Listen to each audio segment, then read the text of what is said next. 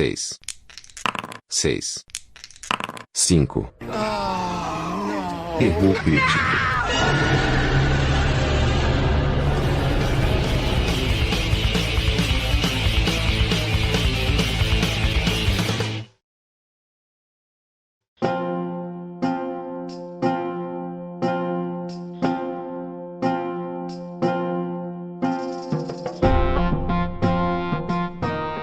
E aí, Ciro, tudo bem, cara? E aí, senhor Adilson, há quantos anos? Olha, quantos anos. Poderíamos estar roubando? Poderíamos. Poderíamos estar matando? Poderíamos. Mas estamos aqui gravando um podcast Olha pra só, vocês. Tá vendo como a gente é bonzinho? Aí, é muito amor. Como deu pra perceber, o Joãozinho não tá aqui hoje, né? Não, cara, o João é um cara que... Ele é muito culpado, ele tá quase se igualando a mim nos balão.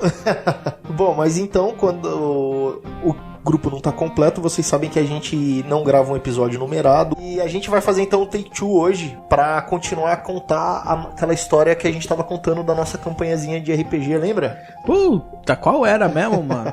Aquela velho. nossa campanhazinha de D&D. Ah, não foi aquela de Star Wars que o R2-D2 falou arranca a gente? Não, essa não daí foi. foi do Dib. Ah, foi outra puta, coisa. verdade. E o Take Two, só pra lembrar, é aquele episódio onde a gente fala aí coisas curtas, né? São episódios mais curtos. Eles são um pouco mais planejados do que o One Shot, que é só um bate-papo. É isso aí. A gente tem uma pauta pra falar no Take Two, né? E a gente escolheu fazer aí uma série contando toda a história daquela nossa campanha de D&D. Basicamente pra gente relembrar, porque relembrar é viver, né? É, principalmente nesse podcast. Exatamente. E também pra deixar aí pros ouvintes tudo que aconteceu, como é que a gente joga, o que a gente criou, pra que se o pessoal quiser utilizar mundo, NPC, histórias, ideias pra aventuras e etc, sintam-se à vontade, usem todo esse material aí que a gente sobe além do áudio. A gente sobe sempre os mapas, os NPCs e etc, né? É isso aí.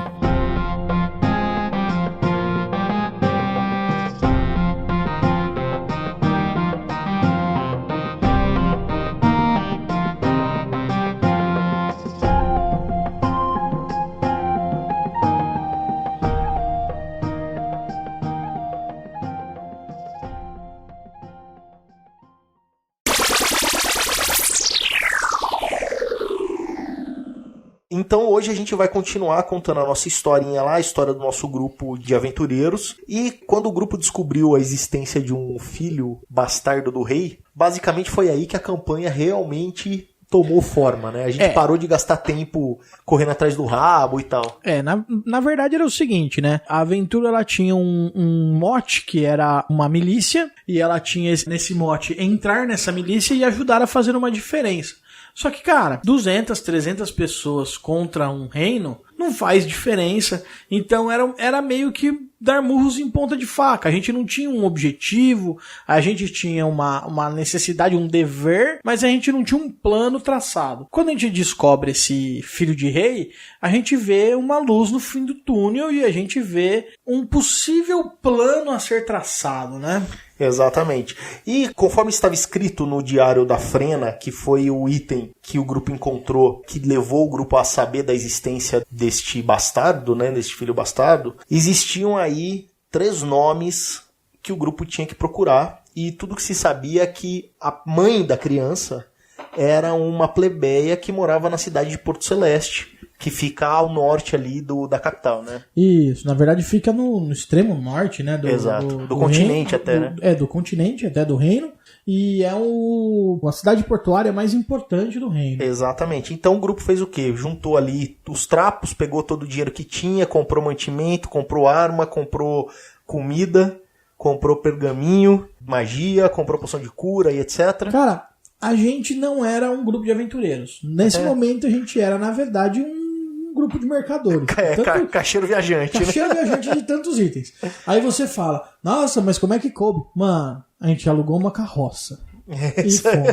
É isso aí. E o grupo então foi para Porto Celeste, eram alguns dias de viagem, e como o Ciro disse, Porto Celeste é a cidade portuária mais importante ali do reino. Chegando lá, eles descobriram que essa cidade é dividida basicamente em dois andares, né? Quem chega da estrada chega no andar superior, que é longe ainda da praia, e depois você tem uma grande escadaria que divide a cidade no meio, e abaixo, no final dessa escadaria, você tem a parte portuária da cidade, onde ficam ali os navios, onde fica o pessoal que trabalha com navios ou no porto e etc.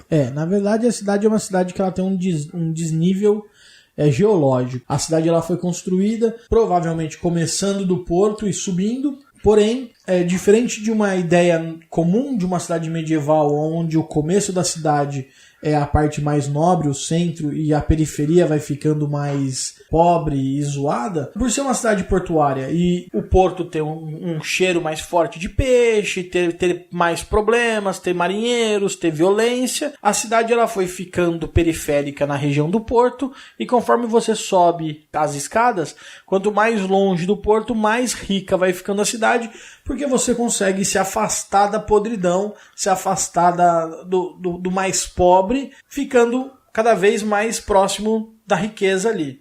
E até mais seguro, né? Assim, a cidade é até mais segura. Dizem ali em Porto Celeste que se você quiser ter problemas, você anda ali à noite pela parte baixa da cidade. Se você não quiser ter problemas, onde tem mais guardas e etc., é na parte de cima, acima das escadarias, onde ficam o pessoal que não está diretamente relacionado aos negócios ali do porto. O grupo então ele procura ali uma taverna que fica perto da praia, né, na parte baixa da cidade, porque o grupo precisava saber sobre uma elfa negra. Isso você não vai perguntar na praça principal da cidade, né? Ninguém vai saber sobre uma elfa negra ali. Na verdade, a gente foi umas 2 vezes na prefeitura, depois de ter que fugir da cadeia por estar procurando se associar com elfos negros, a gente resolveu ir procurar. Não, eu tô brincando, gente. A gente foi direto, a gente imaginou que se a gente tivesse alguma informação sobre uma elfa negra, a gente acharia aonde rola a fofoca de verdade, né? Onde rola o buchicho, onde tem os problemas. Exato. E aí o grupo encontrou uma taverna chamada o Ancoradouro, uma taverna relativamente aconchegante, mesmo para parte baixa da cidade, se estabeleceu ali, sabia que ia ficar alguns dias na cidade, e a partir dessa taverna o grupo começou a fazer investigações e andar pelas ruas ali, procurando coisas e procurando informações, até que se chegou a um gnomo chamado Igor, que era o dono de uma loja de itens mágicos ali. O grupo ali tentou pela primeira vez fazer esse approach e saber ali, bom, o cara vende item mágico, o cara é um comerciante, deve lidar com aventureiro e tudo mais, mas o gnomo também não conhecia nada, e o grupo ficou ali alguns dias, até que o grupo resolveu começar a gastar dinheiro para descobrir as informações e começou a pagar para bardo cantar coisas, né? Como vocês sabem aí, em D&D o bardo tem um poderzinho, né? Que é, basicamente, o bardo sabe de tudo, né? O conhecimento de bardo, né? Então, assim, num mundo de fantasia medieval, todos os grandes eventos, alguma música foi composta a respeito disso. E um bom bardo tem um repertório muito grande de músicas, e muitas vezes nem o mesmo bardo sabe sobre o que aquilo que ele canta realmente significa. Mas existe uma mensagem por trás, existe uma lição de moral, existe alguma coisa num conhecimento de bardo que faz com que dê um estalo, um caminho para onde começar a pesquisar. Exato. E foi com essa informação que o grupo começou a desvendar esse mistério dessa elfa negra que tinha vindo a pedido do Benion, que era um mago do castelo, até Porto Celeste, atrás do bastardo do rei. E o grupo ouve dos bardos, né, que cantam ali, que existiu realmente uma elfa algum tempo atrás na cidade, que ela rodava a cidade atrás de um tesouro valioso. Porém, quando ela resolveu encontrar isso, né, ou se ela encontrou ou não, mas uma coisa é fato. Ao final da missão dessa elfa das sombras na cidade, ela conseguiu um feito maior ainda do que ter encontrado esse tesouro que ela estava procurando, que foi apagar da cidade todas as informações que se tinham sobre ela e sobre o próprio tesouro.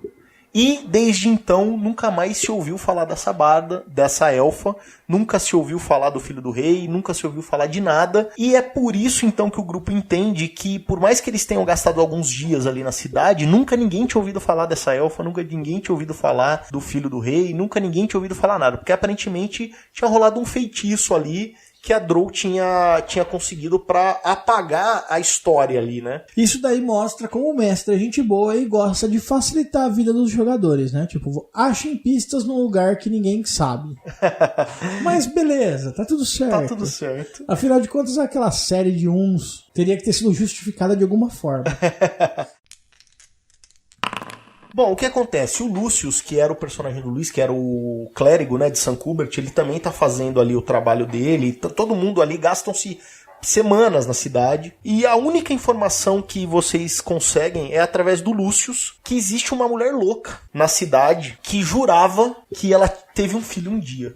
E que esse filho sumiu. Obviamente, como existia um feitiço ali na cidade que a tal da Drow tinha conseguido executar e ninguém lembra dessas coisas, por algum motivo, talvez essa mulher ficou fora dessa caixinha. Ou então, pelo fato dela ser a mãe da criança que teoricamente desapareceu, né? O sentimento de mãe seja tão forte que nem mesmo a magia conseguiu apagar todos os rastros.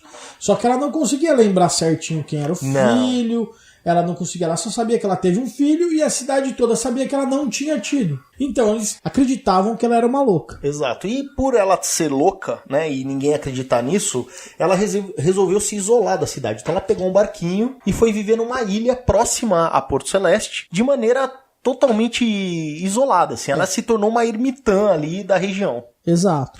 E o grupo descobre ali qual ilha é, aluga uma embarcação e vai até a ilha atrás dessa louca. A ideia original do grupo era arrumar só um barquinho e ir. Mas assim, habilidades de navegação não estavam em alta nesse momento, né? Não era tipo cortar, ter uma barbearia, onde todo mundo hoje em dia tem, e todo mundo sabe cortar cabelo. Então assim, foi difícil, a gente teve que alugar um barquinho mesmo. E aí o que acontece? O grupo chega até essa ilha, quando ele chega nessa ilha, acabam salvando essa louca, porque ela estava sendo atacada por piratas ali. Isso. O grupo salva a vida dela e começa ali a bater um papo com ela e tentar entender quem é esse filho que ela disse que ela teve, etc. O grupo conta a história. Olha, a gente sabe que o rei passou por aqui alguns anos atrás, que ele fez um filho, tal. E a gente sabe que houve aparentemente uma magia que apagou isso de todo mundo da cidade. E aí, é você? É seu filho? Como é que é? Ela, obviamente, reluta muito em dar informação sobre isso, mas o grupo acaba passando a ideia que é o seguinte, olha, se esse seu filho é filho do rei, se isso é verdade, é bom você contar pra gente, porque da mesma maneira que a gente sabe, mais alguém pode saber. E pode ser que nós queremos ajudar o teu filho. E pode ser que quem venha atrás da gente não tenha intenções tão boas, né, como o moleque. Basicamente, é aquele resumo assim, ó. Somos os mocinhos. Não espere os vilões vir atrás, né? E assim, a gente tinha salvo ela, a gente tinha feito um monte de coisa, tipo, dado comida pra ela, a gente, tipo, ela tava numa situação miserável. Então, assim, acabou que em pouco tempo a gente conseguiu ganhar um pouco da simpatia e da confiança dela. E ela acabou revelando pra gente algumas coisas bastante importantes, né? Que confirmavam a nossa história. Que ela realmente tinha tido um filho, que esse filho realmente era do rei. Na verdade, eu nem lembro se ela lembrava disso certinho. Ela lembrava ou se parte da nossa história foi relembrando a cabeça dela. Na verdade, assim, ela sabia que ela tinha um filho. Ela não sabia necessariamente que esse moleque era o filho do rei ou que esse moleque era tão importante. E imagina que no final das contas ela tava meio louca, porque você imagina o quanto deve ser difícil. É uma cidade medieval, né? Onde ela era simplesmente uma plebeia ali, mas tinha vizinhos, tinham conhecidos e tal. E de repente a mina tem certeza que ela tinha um filho e todo mundo garante pra ela que ela não tem. Então até ela passou ao longo do tempo a duvidar disso, né? Então a cabeça dela era muito confusa. Então quando vocês chegam e começam a contar, acaba que isso ajuda também ela a colocar as ideias no lugar, né? Isso, a parte da nossa história ajuda ela a botar o pensamento errático dela em ordem e ela consegue traçar uma linha de acontecimentos mais ou menos interessante pra gente. E ela fala, bom, realmente, eu tive um filho, eu não sabia que esse cara era rei, mas, tipo, eu lembro dele, ele era assim, eu lembro que ele devia ser nobre ou alguma coisa assim, mas não sabia que era rei. Ele me viu mais de uma vez, se eu não me engano, ele chegou a fazer várias visitas a ela, se eu não me engano, não fez? Acho que ele nem ela nem tinha detalhes sobre isso, assim. Ela só disse que sim, realmente, eu tive um filho, aparentemente é essa criança que vocês estão procurando. Isso, exatamente. E ele era filho do rei, né? Isso. O nome dele era Edward. Eu dei nome pra essa criança e essa criança vivia comigo. O nome dele não era Bastardo. Agora a gente pode entrar com essa informação na história. O nome dele não era o Bastardo do Rei, o nome dele era Edward. Exato. Mãos de tesoura. E ela conta que realmente, olha, rolou aí que meu filho sumiu. Meu filho desapareceu. Eu também não sei onde tá meu filho. Uma coisa que também, que pra mim é igual a pra vocês, é que eu não sei realmente onde meu filho tá. Se eu soubesse, eu tinha ido atrás. Exato. E aí ela conta o seguinte, ela conta, olha, mas tem uma situação aqui que a gente pode ir atrás. Ela dá uma pista. Ela diz que tinha uma druida que vivia num bosque perto ali de Porto Celeste. E essa druida, quando o Edward era criança, ou quando ela lembra do Edward, né, as últimas memórias que ela tinha do Edward, ela lembra que essa Ivânia, que era essa druida, presenteou o garoto com um falcão. Isso. E esse falcão era um falcão mágico que tinha o poder de se comunicar com essa criança. Isso. E que no dia que o Edward sumiu, ou tão logo o Edward desapareceu, esse falcão também nunca mais foi visto. E aí o grupo falou, opa, peraí, temos então uma pista, vamos atrás dessa Ivânia aí. Porém, a gente não podia ir atrás de uma druida fodona, sim, de boa, né, mano? Ia ter problema, né? Temos que reunir informações. A gente chegou a levar a mina junto com a gente pra vocês levaram a Edna levamos junto. A Edna junto pra provar que a gente não tava falando mais besteira. E quando vocês chegam nesse bosque, vocês ainda tem que salvar ela, porque ela tava sendo escravizada por um demônio das correntes. Exato. E vocês tiveram que derrotar o demônio. Afinal de contas, isso é D&D. E sem confrontos, velho, ninguém sobe de nível. Ninguém passa de nível. É isso aí. Então, mano, tem que ter briga, velho. Tem que ter pau. Imagina, a gente vai brigar a guerra lá na frente, mano. Que personagem de segundo nível não faz isso, mano. E aí o que acontece? O grupo acaba salvando ela, derrota o demônio das correntes, reúne-se então na casinha da druida com a Edna, que é a mulher louca. Exato. E a mãe do rapaz. Acaba que todo mundo ali se entende, né? O grupo entende qual é o papel do grupo, a Edna entende isso, a Ivânia entende isso, todo mundo, então esse moleque é filho do rei, então vocês estão fazendo isso pra pegar o moleque porque a gente tem a guerra civil aí acontecendo, etc, etc, etc. E como o grupo havia provado que eles eram heróis, porque tinham salvado a menina de um demônio, exato, a druida acaba dando um voto de confiança pro grupo, fala, tá bom, eu consigo ajudar vocês invocando o tal do falcão. Eu vou chamar esse falcão e vamos ver o que acontece. Basicamente, eu preciso fazer uma correção, que Mulher Louca também era conhecida nesse momento do jogo como Rainha Mãe. Não mais Mulher Louca. Deixou de ser Mulher Louca para ser Rainha Mãe. Não que as Rainhas Mães não sejam mulheres loucas, mas tudo bem. Bom, a gente realmente conseguiu encontrar essa druida. Essa druida acabou querendo falar com a gente e ela fez um ritual lá para invocar o falcão mágico que uma vez tinha sido dela e que hoje estava ainda na companhia do menino. Exato. Só que, assim, não se sabe onde esse falcão tá. Então, vamos sentar e esperar. Exato. O falcão demora, velho. Os falcão demoram alguns dias pra chegar. E foi uma semana, se eu não me engano. Eu não lembro quantos dias, mas foram alguns dias. Demorou, velho. E durante esse período, o grupo acaba vivendo ali na floresta, junto com essa druida, junto com a Edna, acaba criando maiores laços aí com a mãe do menino. A druida acaba conseguindo tratar um pouco da Edna, porque assim, mesmo a gente provando pra ela que o filho dela existe, botando a vida dela meio em ordem, ela ainda continuava meio errática, ela tava meio louca, ela ficou muitos anos sozinha, ela tava meio perturbada, e a druida, através de alguns chás, algumas magias curativas e tal, consegue começar a cuidar da Edna. Exato.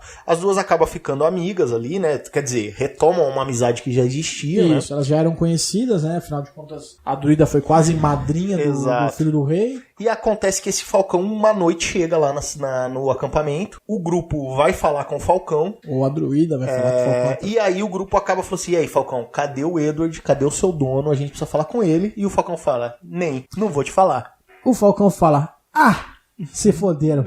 Perderam a viagem. E aí o grupo fala, porra, mas fala. E o falcão, obviamente, tinha ali um senso de dever, não ia entregar a localização do moleque. Mas então o grupo fala, então tudo bem. Então você não precisa falar onde é, mas faz um favor. Avisa o Edward, quem o Edward é, avisa que esse grupo está à disposição do rei, porque esse grupo enxerga o Edward como o legítimo rei de Nita, e fala tudo o que está acontecendo. Conta essa história pra ele, né? Conta pra ele que a gente tem uma milícia chamada Brigada da Manhã, que tá lutando para defender esse reino dessa anexação forçada que aconteceu no passado, e que nós estamos aqui em Porto Celeste e vamos ficar em Porto Celeste aguardando a resposta do rei para saber se ele topa ou não a nossa ajuda e se ele quer ou não fazer parte disso. Aí o grupo se despede da Ivânia, a Edna fica no bosque com a druida. Isso.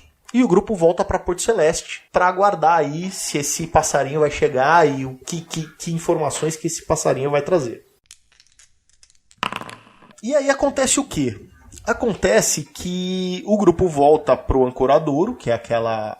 A taverna que não tem pulgas e ladrões na parte de baixo. Exato. A única da cidade. E o grupo encontra um novo integrante, que é alguém... A gente tem um amigo nosso que joga de vez em quando com a gente, até participou já do nosso podcast aqui, que é o Gustavo Vícola. Ele fez junto com a gente o episódio do De Volta pro Futuro. Exatamente, quem tiver interesse dá uma olhadinha lá. E o Vícola, a partir desse momento, resolveu jogar a campanha com a gente. E ele fez um guerreiro chamado Statan, que era um guerreiro super forte lá, padrãozão hack slash, né? Uma espada de 2 mãos, muito dano e muita vida. Exato, basicamente um personagem de Diablo. É tipo isso. Bom, e aí acontece que o Statan, que estava nessa estalagem, quando o grupo chega de volta, o Statan estava ali procurando companheiros para fazer uma aventura. Foi quando o grupo acaba se encontrando e fazendo amizade com esse Statan. Como a gente já falou em vários dos nossos episódios, o nosso grupo tenta sempre facilitar a entrada de novos jogadores, né, e personagens. A gente não fica ali criando dificuldade e historinha pra ficar de mimimi, porque senão a coisa não avança, né? Cara, grupo experiente ajuda o mestre. Isso é uma dica pra quem tá ouvindo aí, quem gosta de RPG, é o seguinte: facilite a vida do seu mestre. De vez em quando é meio acochambrado, é meio forçada a barra, tipo um cara do nada aparecer e se tornar seu melhor amigo. De vez em quando é meio acochambrado você, tipo, ir investigar um negócio que não tem nada a ver com o seu personagem. Tipo, meu personagem é um dono de empresa, o que ele faria investigando um assassinato? Nada, ele nunca iria. Mas... ajuda o mestre, mano, senão não tem jogo. E, assim, outra, se você sabe que a porra da aventura vai ser uma investigação de crime, você fez a merda de um dono de empresa, por quê?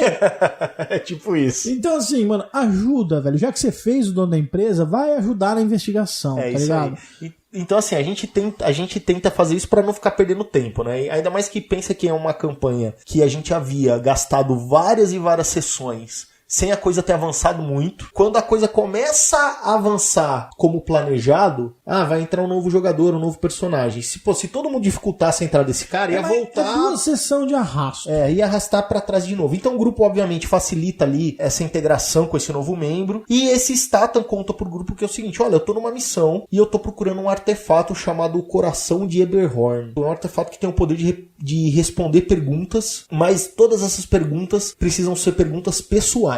Porque eu tenho algumas coisas aqui minhas, eu tenho algumas dúvidas minhas, eu tenho alguns problemas meus aqui, e eu preciso responder algumas perguntas e eu preciso desse artefato. Vocês topam ir comigo atrás desse artefato? A única coisa que eu sei é que ele tá lá nas Montanhas Prateadas, que é uma cadeia de montanhas que fica a leste de Porto Celeste, né? Nesse momento a gente olhou pra cara dele e falou: cara, eu ainda acho que terapia funciona mais, mas você quer ir atrás de um item mágico que responde perguntas pessoais? Beleza. Mas Freud, velho, resolvia seu problema. Ele quis ouvir a gente? Não. Ele quis ir atrás do quê? Das Montanhas Prateadas. Exato. E aí o que acontece? O pessoal resolve ali, como a gente não sabe se esse Falcão vai chegar, como a gente não sabe o que tá acontecendo, a gente também não pode ficar aqui perdendo muito tempo. Agora a gente tem um cara aqui que tem um problema e outra. Esse artefato responde perguntas difíceis. Quem sabe com isso aí a gente não pode também não acha esse moleque. Exato. E aí o time resolve... Além disso, né, cara? Aventura pra grupo de RPG significa XP e ouro, né? O que significa que é metade do caminho andado pra convencer qualquer pessoa. Exato. Bom, o time então parte para as Montanhas Prateadas e ao longo desse caminho, dessa viagem, que são uma viagem de alguns dias, esse Statan vai abrindo mais sobre o que é esse item, sobre o que é essa missão, sobre o que ele sabe, sobre como obter esse item, e o grupo começa a descobrir que não é simplesmente ir pra um lugar e pegar um item. A gente começa a ver que a gente tinha se fudido forte, né, mano? Se fodido forte. A gente pensa no ouro e não pensa no dragão que tá protegendo a porra do ouro. Aí acontece que o Statan conta que esse artefato, né, ele foi oferecido como oferenda a um deus chamado Laduger, que era um deus que inicialmente o grupo ali não conhecia, né? Porque se você pegar o panteão padrão ali do livro de D&D, né? Basicamente, para quem é nerd e advogado de regras, é o panteão de Greyhawk, tá, gente? Que é o do livro básico. Exato. Que é o panteão que a gente usava. A gente não usa o panteão de Forgotten Realms ou qualquer coisa assim, a gente usava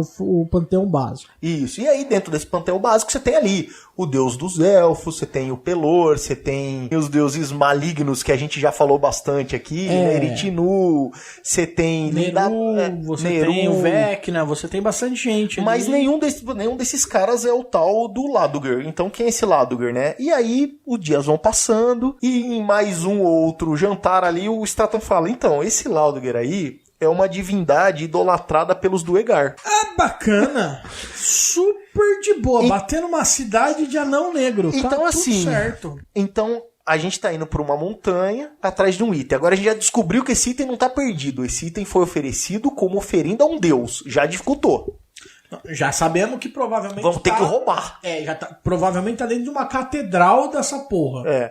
Aí descobre-se que esse deus é uma divindade idolatrada pelos anões negros. Uma catedral numa cidade do Egar. Tá só facilitando. Só tá facilitando. O time, obviamente, fica puto da cara, mas fala, cara, já estamos aqui, vamos aí, não vamos arregar. Já compramos item, já carregamos a mulinha, já estamos há 3 dias na estrada. Vai fazer o quê agora? Voltar? Não, né? Vamos morrer com honra. E aí o que acontece? O Staton diz o seguinte, olha, eu sei onde fica esse lugar. Eu sei onde fica essa cidade. Na verdade, essa cidade é um lugar chamado Vale Sombrio dos Duergar. É um lugar que fica... O que melhorou, deixou de ser uma cidade do Egar para ser um vale todo. Deve ter tipo umas par de vila no lugar. E aí esse vale, ele fica ali num lugar, numa rota secreta, que você tem que passar por dentro de uma cidadela do Egar. Você vai chegar nesse vale. Isso fica no coração das Montanhas Prateadas, um lugar super secreto, mas eu sei como chegar lá. Protegido magicamente para não ser detectado. E aí, ele conta uma novidade pro grupo. Ele fala, olha, pessoal, tem uma coisa interessante nesse lugar aqui. Porque, obviamente, naquela hora ali, a hora que se sabe que tem que se invadir uma cidadela do Egar pra chegar num vale do Egar, pra roubar um item que foi dado do Cofenef, cara, a chance da gente chegar nesse item é mínima agora. A chance dele conseguir continuar convencendo a gente a continuar a viagem tá ficando cada vez mais remota. Então ele arruma argumentos para o convencimento, né? Mas aí ele conta uma história interessante desse vale. Ele fala o seguinte, olha pessoal, esse vale aí ele tem uma peculiaridade. Esse vale é um lugar mágico. E ele é um lugar que funciona da seguinte forma. Lá dentro é proibido ter brigas entre criaturas. Ninguém pode atacar ninguém dentro desse vale. Existe um feitiço ali que proíbe combate. Uma regra milenar no lugar, que é o seguinte, lá dentro não tem pau, mesmo você não sendo Duergar. Se você conseguir chegar lá, nenhum Duergar te ataca. E aí o grupo tem uma ideia. O grupo fala assim, bom, se esse é um lugar que praticamente, uma vez que você tá lá dentro, ninguém pode fazer nada contra você... Se eu fosse um elfo negro, e assim... Como eu sou um elfo negro, eu tenho conhecimento sobre culturas de Duergar também. Porque assim, né... criaturas do mal do mal. Criaturas negras do mal. Então assim, Duergar e elfo negro, na cabeça de um jogador normal de D&D, é tudo a mesma coisa. Só que um é grande e magrelo, o outro é pequenininho e forte. Né? Meio gordinho, meio robusto. Que as pessoas não gostam de ser chamadas de gordas, são chamadas de robustas. Então assim... Se essa mina retardada levou essa porra desse moleque pra esse lugar, velho. Porque é relativamente perto. O Falcão demorou alguns dias pra chegar. Pra chegar, o suficiente talvez de pra voo. chegar nessa parte aqui do mundo, nas Montanhas Prateadas. As Montanhas Prateadas, por cima delas, né, nas cidades anãs, ela é um lugar bastante conhecido, então o moleque daria... Assim, não seria mais difícil esconder o moleque numa cidade anã, famosa, movimentada e etc. Agora, num vale sombrio, onde ninguém pode brigar, que só tem uma rota secreta pra entrar, começa a ficar interessante. Dentro de uma cidade do Egar, começa a ficar um negócio bacana. Você fala, mano, se eu tivesse que proteger um moleque, eu protegeria o moleque nesse lugar. E aí... O grupo fala assim, cara, tamo puto com você, guerreiro, que você tá levando a gente pra um puta numa furada. Porém, eu acho que os nossos caminhos podem aí, ou os nossos objetivos podem se cruzar. Acabar se cruzando. E aí o grupo resolve ir pra aí, e o que acontece nesse lugar, a gente vai saber no próximo. É isso aí.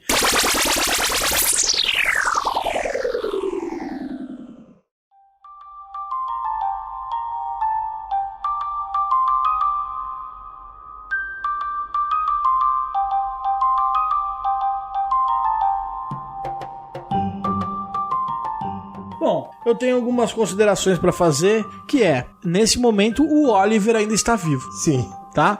No próximo Take-Two, ele vai estar vivo? Provavelmente no começo.